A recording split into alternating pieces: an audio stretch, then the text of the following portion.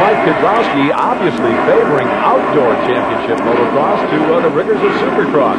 Meanwhile, Jeff Stanton has closed the gap, and he's right behind Mike Kudrowski. You can see a battle for this #1 position before this is over. I think you're most definitely right there, Larry. Stanton has definitely closed in on Kudrowski. I don't know if Kudrowski's slowing or Stanton's just picking up the pace. I'd have to say Stanton's picking up the pace because he knows time's running out for him, and he's going to have to do something desperate here to make up the time and catch up to Kudrowski. I mean, he's just riding. Look at that right there. He's just riding the wheels off that 500. He's just trying to, he's pushing it for everything he's got. And he knows that that's the championship on the line. If he can get ahead of Kudrowski, he's going to gain 3 more valuable points. Yeah, the way it stands right now, he's going to pick up just a couple of points in the title chase. He's running in the #2 position. Morocco is in 3rd and went into this thing like 9 points apart. So 2 points is really rather insignificant in this 500cc class at this point in time. However, if he could pass Kudrowski, then he would gain about 5 points if positions stayed where they were. So that would really make that second moto interesting, and it would definitely boil that championship right down to it. Kudrowski, though, having no part of it. He can feel Stanton back there. He looks over his shoulder quickly. He saw him, and all he's going to do right now is stay on the gas. As you pointed out, something to prove. He does not want to lose this moto at this stage in the game. Well, that and also in the back of his mind, he's probably relating back to the fact that Roy Turner said, you better either let Morocco by or you better win this moto. So he better win this thing. Well, I don't want to get into that confusing situation again. The fact of the matter is, with Kudrowski out front controlling the tempo of the race, he's actually aiding his partner's cause, who is running back, and there he is, aiding Mike Morocco's cause, who is setting in 3rd. So I think what you were trying to say is if Morocco can't win it, then Kudrowski had better win it and keep Stanton from getting all those points. Stanton, meanwhile, is doing everything he can to put the Honda up closer to the Kawasaki. The lap riders are getting out of the way. They see them and hear them coming, and they're moving over, so they're giving him a good track to run at Kudrowski on. Well, the lap has got at it every other day. Kudrowski takes the checker flag here. Unfortunately for Stanton, time runs out. Well, if it were at the start of the season, that would not have been a bad race at all, but look at the disgust. Stanton takes the goggles off. He flings them down to the side. I think there had been someone standing there. He'd been happy to throw the goggles at them, but he's going to go back to the Honda pits and mull things over. Meanwhile, Mike Morocco will take 3rd place points, and for him, it's a good drive toward the championship. That's really where he needs to be. Win went to Kudrowski, then Stanton, Morocco. Lamson could have been the factor there. If he could have finished ahead of Morocco, it would have aided Stanton's cause significantly. The way it stands right now, though, it will be just 7 points separating the two as they go into that final moto. Meanwhile, trackside, Mike Morocco has pulled off. Let's hear what he has to say. Mike, a tough day's work. It looked like in the early part of the race that you were having trouble getting into the flow. Yeah, it was a long time since we've been out there since practice, and a lot of the rust changed, a lot of the bugs changed, and I really didn't feel comfortable up front. I know if I'd have pushed it a little bit, I'd have been too out of control, so I ended up riding my own race, but hopefully I can turn around in the second moto. Good thing you have an outstanding teammate out on that track with you, huh? Yeah, he helped me out a lot. He got out front right away, and he did what he had to do. Now I just got to do what I got to do. One moto remains to decide the 500 crown, but next the 125 championship is on the line. We'll have that when we come back. Welcome back to Delmont, Pennsylvania. The 125cc crown was also on the line. Now, that's Jeff Emig, who is the defending champ. He's in 2nd place, trailing Doug Henry going into the pair of motos here today. We asked him if he overtook Henry and won the title. Would it be a miracle? Yeah, well, I mean, I don't know if it's actually, that if I end up with the 125 championship, that'll be a miracle finish. But I'm here to ride that Yamaha, and to win both motos, like I've done before, championship or no championship, you still want, to win the races, Has it been kind of a hectic week, though, trying to get your mind focused and get it going the right way? Actually, Art, the week before Binghamton was the hectic week. Seemed like nothing went right that week, and and of course at the race, I got a 4.5, that was pretty bad. So I went through and I retraced, all of my steps that everything that I did that week, everything that I did wrong. And, and so far I've done everything right. So, I guess we'll see in these 2 motos whether or not I can pull it out. Doug Henry is the rider that Jeff Emig is chasing. Doug, how would it be to wrap up the season as the 125cc Outdoor National Champion? Yeah, it would be really good. You know, we had a really good season. It's been really consistent. I'm really happy the way things go, and I know you can't win a championship in a day, so I'm just going to go out today and just try to do the best I can, just like I've been doing all year. Well, you've pulled up and been tough at the times you needed to be tough with Emig putting pressure on you in this series. Yeah, you know, he's put some pressure on me, and then I feel like I put some pressure on him. You know, I gained some points in Glen Helen. You know, I kind of, you know, I felt like I was faster, and I knew I needed to go out there and win if I wanted to stay in this championship. And you know, same thing with last weekend in Binghamton. You know, I think, I don't know, it seemed like the pressure got to him because he's usually not a fourth, fifth kind of guy. And, you know, I was just glad to go out there and get good starts both races. And I feel really comfortable with my starts, and I like the track here, so I think I'll do the same here. You know, kind of strange. Well, the same here would be gaining more points on Jeff Emig, the defending national champ. You heard Doug mention Binghamton, New York. That was the race that preceded this one. Let's go back to Binghamton. Take a look at the highlights in the 125cc class. Heading into the Binghamton round of the 125cc national championship chase, Jeff Emig had a 5-point championship points advantage over Doug Henry before the day was out. At 5 points and then some to go by the race on. Henry took the whole shot in moto number 1. Let's go to the back of the pack. Robby Reynard, touted by many to be a future national champ, and the green motorcycle picking himself up off the ground and telling someone there that he just didn't like the way things were going. Out front was Henry, then Emig. Ezra Lusk held down the number 3 slot, and in 4th place was Jeremy McGrath. Let's go to the battle between McGrath and Ezra Lusk. Watch this. McGrath gets crossways, shoots off the side of the track, and Ezra Lusk makes the pass. Meanwhile, Jeff Emig was having his problem. He had dropped well back in the pack all the way to 8th and had to start his trek toward the front all over. Jeremy McGrath got the job done.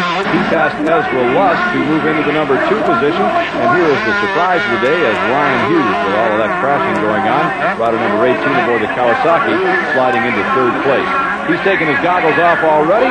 That was Doug Henry. He took the moto win, and with that checkered flag, took over the points lead in the 125 class.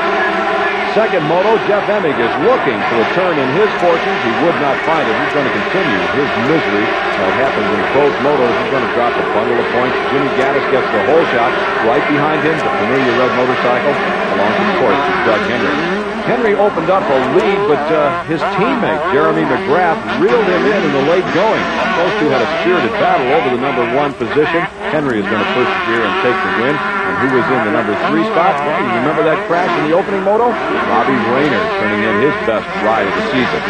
Before the moto was over, Reynard would challenge the leaders. Meanwhile, behind Reynard, well behind him, as a matter of fact, was Jeff Emig. His ill fortunes continuing. This is how close they were at the finish line. Henry, McGrath, and Reynard. You could throw a blanket over them. So the finishes at Binghamton: Doug Henry, Jeremy McGrath, Ryan Hughes, and Robby Reynard turning in an excellent ride with a 7-3 finish in the 2 motos to finish 4th overall. 5th place went to Jeff Emig. So after 11 of 12 events, Doug Henry is on top of the point standings by 11 over Jeff Emig. Jeremy McGrath is in 3rd, then Ezra Lusk holding down the number 4 slot. And that sets the stage for the season finale in the 125 class. We'll have that action for you, show you what happens when we come back. Stay with us on Cycle World. We're in Delmont, Pennsylvania for the season finale of the AMA National Championship Motocross Series here on Cycle World. These are highlights from 125cc action that took place earlier today. The gate is about to drop on moto number 1. A pair of contenders will decide the title. Jeff Emig, the defending champ, trails by 11 points. Doug Henry, who is the series points leader. Those 2 riders will get away pretty close to the head of the pack. We're going to show you what happens at the rear of the pack. Rider number 43, Ezra Lusk, the most notable rider among the 3 that are on the ground. And Jim, it's got to be tough starting way back there. Guaranteed to start. Dave Huffman was the other rider, and Ryan Hughes. They got a lot of guys that got to work up and pass. They're going to finish up in this race. Well, I think probably passing all of those guys surprise is out of the question at this particular time. Meanwhile, out front, Todd DeHoop, a privateer, holds down the number 1 position. Robby Reynard was following him, then Brian Swink, Jeff Emig, and Doug Henry. So the two contenders are fairly close to the front of the pack. They will decide the championship between them. There's Emig, and rider number 16 being Doug Henry. Henry, I have to think, with an 11-point margin, is content right now to watch the guy that is trying to take that championship away from him. Yeah, exactly. That's where he wants to be. He just wants to follow right behind Emig and let Emig work up through the pack and take the chances. He's just going to sit back and kind of watch things and see what develops here up front. Yeah, really, with the points lead that he has, it makes no difference if he wins, loses, or whatever. He just needs to keep his eye on Jeff Emig and control the race from that standpoint. Well, he's so close right now, I know he knows what kind of stickers are on the back of his fender, but he's going for the pass here. He is. No sooner do we say that. Actually, that's what we talk about when we say this is what a rider should do. But instead, Henry's going to throw caution to the wind. He makes the pass, and he takes the spot away from Jeff Emig, and I must say it's a rather surprising situation. Meanwhile, Robby Reynard is really letting it hang out. Now, Reynard wants a win before the season is over. That's what is on his mind. He's moved up to the number 2 position, right behind Todd DeHoop, and he's putting the pressure on. Well, he finished 3rd in the second moto of Binghamton, New York, so he knows he's got the pace and he knows he has the stamina to win. I think he wants to try and go out and win this one. Well, I think, Jim, there are 4 riders that have every intention of winning this moto. Now, watch Todd DeHoop. He'll bobble. Reynard had a chance to make the pass, but he bobbled all by himself. Now, I think inexperience probably coming into play there. But while those two were fighting, look what happened. Here comes Doug Henry and Jeff Emig. Now, they have moved up to get themselves caught up in this battle for the number 1 spot. Todd DeHoop, Robby Reynard, they couldn't care less what's going on behind them there in the championship battle. You know, I'm surprised, Larry, at the 2 championship contenders here running up front, battling handlebar to handlebar with these guys. They're taking a lot of big chances out there. Well, they are. Jeff Emig, though, needs to take the chances. Jeff Emig needs the points to catch Doug Henry. The guy that surprises me is Doug Henry. He's the guy that's really mixing it up. He's taken over the number 2 position. Emig now has worked his way into the number 3 spot. He goes by the motorcycle of Doug Henry. He takes over the number 2 slot. But Henry is going to come right back and try to repass, and that's where the surprise is to me. I would think that Henry is the guy to lose in this whole thing, and that he would be content to let the other 3 go, and he thereby would just collect the points back in 3rd and 4th. Well, Henry's riding like he was 11 points behind rather than 11 points ahead at this point, Larry. Indeed he is, and that's the point that I was trying to make there. He's the guy that has the most to lose. Jeff Emig, on the other hand, has to go up and make the pass. He has to pass Todd DeHoop to take over the number 1 spot, and he did just that. He put his motorcycle ahead of Henry. Then when DeHoop made the error, he took over the lead, leaving Henry now back in the number 3 slot with Robby Reynard holding down 4th place. But watch Henry. He comes right around the outside. That was a good move. It was a safe move and a sane move. He came around to the outside and made the pass on Todd DeHoop, and now he again is in control of the race. I shouldn't say in control of the race. I should say in control of the championship point standing. He's where he needs to be. Now, for the next several laps, it appeared that he was content holding that number 2 position.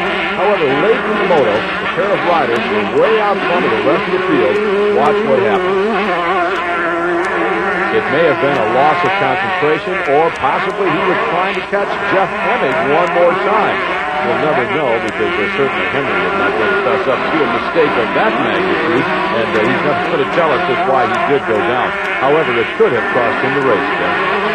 The race is already won, Larry, by Emig. The championship is the main factor here. He could have lost the championship right here. He could have busted his arm. He could have busted his bike. Fortunately, he got back up to the start. So the question was, as Doug Henry picked himself up off the ground and Jeff Emig took the checkered flag, although he finished 2nd, would he be fit to come back in Moto number 2? Speaking of Moto number 2, you will not believe the drama that is about to unfold. Here are the results now of Moto 1. Emig, Henry, Swink, McGrath jumping ahead to Moto number 2. An unbelievable turn of events. Turned this championship upside down, then turned it back right side up. We'll have all of that action for you when we come back on Cycle World. Stay with us. Welcome back to Cycle World. You're watching AMA National Championship Motocross. It's the season finale from Delmont, Pennsylvania. In the last segment, we watched the first moto in the 125cc class. The gate is about to drop on the second moto. This is action that took place earlier today. We're going to bring you the highlights of the moto. Just tell you that we ended that first segment with Doug Henry crashing, and we wondered, would he be able to come back in moto number 2, or would injuries maybe slow him down? Key here is Doug Henry had an 8-point lead over Jeff Emig going into this moto. As the moto unfurled, we found neither one of the two riders up front. Instead, it was Robby Reynard holding down the number 1 spot. He was being chased by Ezra Lusk, rider number 43. Damon Bradshaw was in there. A lot of riders, but no Doug Henry, no Jeff Emig. To the amazement of the spectators and the pit crews, those two riders are at the back of the pack. In just a second, we'll show you how they got there. Meanwhile, attention is on Robby Reynard. He's looking for his first ever national win. Let's go back to the start. First, Jeff Emig. There he is. You see how far back he is? Well, if you think he's that far back, look at Doug Henry. There he is. He's even farther back. He got stuck in the gate. He's got 39 guys to pass. He's got a dusty track to work with. And he's got a championship on the line. It's going to be interesting. At this point in time, the two riders are within sight of each other. If Emig looks over his shoulder, he'll see Henry. If Henry looks ahead, he'll see Jeff Emig. What happened was after they rounded the first corner, Emig crashed. He was quickly up, but that took the advantage that he had gained by Henry getting caught in the gate. It took that advantage and just threw it out the window, so all things went back to being equal. Now, before the moto was over, Henry and Emig would get into it a couple of times. They would change their positions back and forth. The surprising thing to me was, once that Doug Henry caught Jeff Emig, he didn't stay behind him. He had an 8-point cushion to work with, and we're back in the pack. Why didn't he stay there? I can understand the pass on Scott's sheet, but he's coming up on Jeff Emig, and he's going to take the position away from Emig. Why, Jim Holly, didn't he hold on to his spot and let Emig go? That's a good question, Larry. I would have just stayed back there and, like I said, read the rear fender of Jeff Emig. I don't know why he's pushing so hard. Maybe he wants to go out and say that, I am the champion, and I want to win. Well, obviously, an injury from the first moto crash was not a factor. He's performing very, very well. However, he is risking a second moto crash. And this is the thing that really amazes me. I guess it goes back to a racer is a racer is a racer. They can't stand to have someone ahead of them. They just want to make the pass. Well, that and also that these guys have been head-to-head. This is a 12-race series. It's the last race. They've battled back and forth the whole series, and I think that Henry wants to say, I'm the better man. I want to go, and I also want to change.